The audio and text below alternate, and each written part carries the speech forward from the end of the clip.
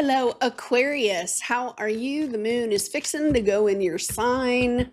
I'm looking at the chart and, all right, this is what the chart says.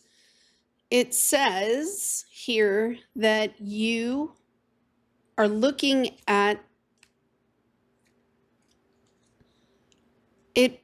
It includes karma. And depending on where your sun or moon or rising is, or Venus or something like that, it's attached to a relationship or a relatedness to something, but it has a karmic tie to it. And there's sort of a flip or a switch happening that would encourage you to look at how you feel, how the other person made you feel or makes you feel, right? They're going to make a choice, or the situation itself has a choice to make. It's one or the other. And you're to remember your Chiron wound. Chiron's pretty far in to Aries, so you know what that is. I don't have to tell you. But it can include topics surrounding feeling controlled or dominated. If this is an experience from your past that's traumatic, that has dominated your life, you might want to write that down. If this is a person that has dominated you in some way, it could be an idea that has gotten in the way and it has dominated your advancement in some sense, especially towards healing, because it is attached to your Chiron wound. And that wounding, it takes place in like who you say you are today, not who you were, who you are today. You gotta make this call off of the person you are today. And you are in this position to create strong transformation in this area for yourself first. I'm looking at it and I see my brother and I'm kind of like, okay, how did the situation or the other person make you feel? Don't forget that. No. But if it's got you in a spot where you cannot move forward with your love life or a job or something like this, it will be within your power to make it so, much more than any of the other signs. The power will rest in your hands to transform it into what you want it to become. If this is something harmful and it harms you, that kind of would line up with Chiron, okay? Because while Chiron is in Aries, this immediacy to perhaps jump to the wound first and not do the logical thing behind it. I'm in dialectical behavioral therapy right now, and they're trying to get me to watch my behaviors from an objective standpoint, which would completely be Aquarius, to try to understand why I move in that way, of course, and then to accept something about it with grace and gentleness. And it's a lot like the shadow work that we do. And that's why I'm kind of drumming it up, because Pluto here is squaring this pressing point in Taurus. And it's a squeeze of some kind, because Taurus is the energy that will change. It's going to alter. Mars is across from Priapus. And if the Taurus energy had this like big D moment, you know, where ego got in the way, or a love relationship, romance, or your ability to do something kind of got in the way, Taurus is the energy that's going to shift. It's just the way it is. However, it needs to shift, and the way it needs to shift needs to be in alignment with our true selves today and for how we want to see the future. So Vesta in Sagittarius is kind of pressing this point that you want to be proud of your advancement. You want to be proud of the elevation and station that you've had in your life. if there's been a hindrance to your expansion, and that hindrance has to do with your own trauma. Could be your own family, because it'll include a group, your own wishes, your own dreams. The other party is going to be making a choice. And it's sort of like this. You're either going to line up with that based off of your spiritual gift more than anything. In fact, I think your spiritual gift would actually point directly at the direction you're supposed to move in. And we've heard that call. It's been knocking on the door.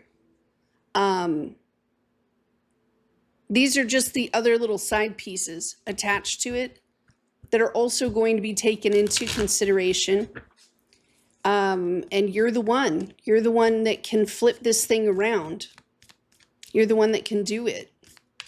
It's kind of nuts, but there it is. Yeah, so let me focus on you, Aquarius, and then I'm going to lay the cards, okay? I'm going to go quiet for a little bit before I actually, because I've been noticing that. I read the chart and then I'll do the cards and it's in the cards. That's not what I want. I want to be able to connect with you and see what the energy is asking us to do in the Aquarius part of our chart. Yeah? All right. I'll be right back. Ooh. Nope, that didn't take but 1 second. I heard standing alone.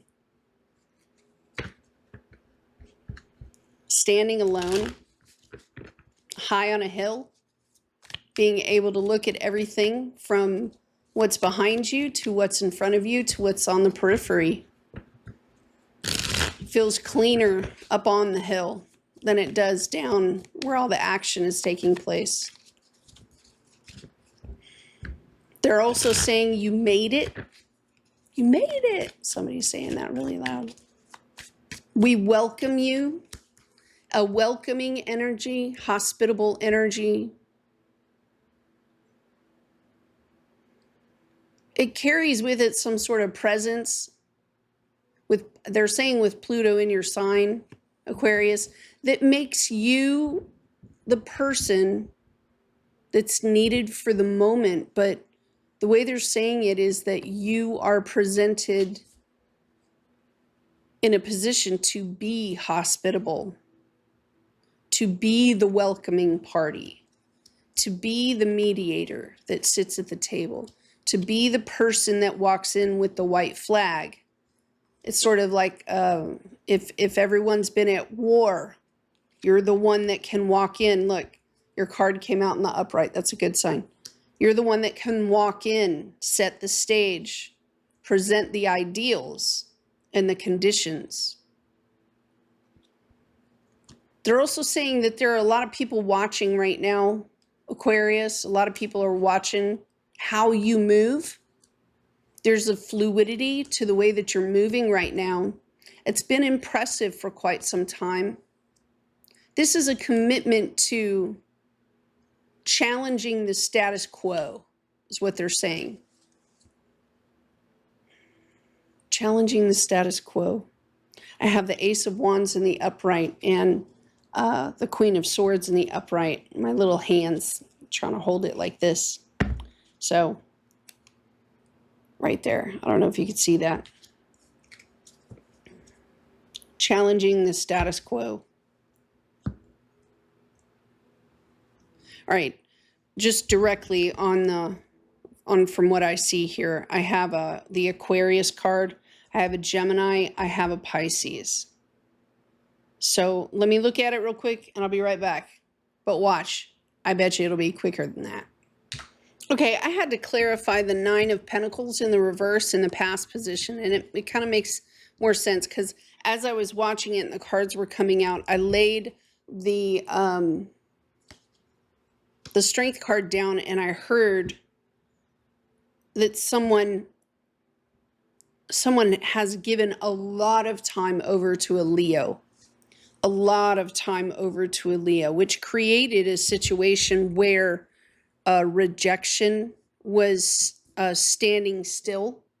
There's a rejection issue here. And it's sort of like by giving in to this Leo person, on one end, it did create a firm foundation, but someone is waking up to see that on the other end, someone has been pretty much starving. There's an issue with starvation here. It's sort of like not being able to be in two places or to give to two people at one time. And unfortunately, there's been an off-putting, off-balance sort of thing. A completion with the Leo is coming, and it does kind of grab you where it's something very sad. You know, it's like a loss, a big loss of some kind.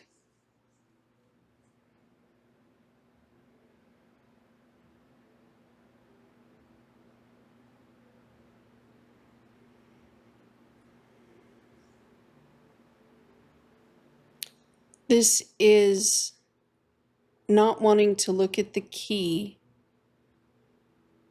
not wanting to look at the key, and it has established a distance here with the Three of Cups in the reverse. The King of Swords is in the reverse in the middle of the deck here, and he's pointing at that Three of Cups in the reverse. I have three knights on the table. So this is not allowing something to progress even further.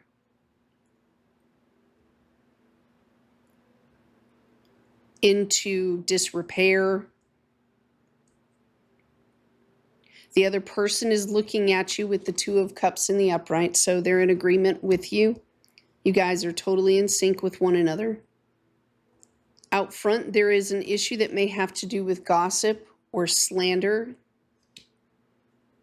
And someone has been in a position where they've been providing, they've been planting seeds, they've been setting up for the future in some way. They could also be in a planning stage of some sort, but this person holding the pentacle here is anticipating the reality of something being hard or difficult because there will be a loss right there, a loss of something.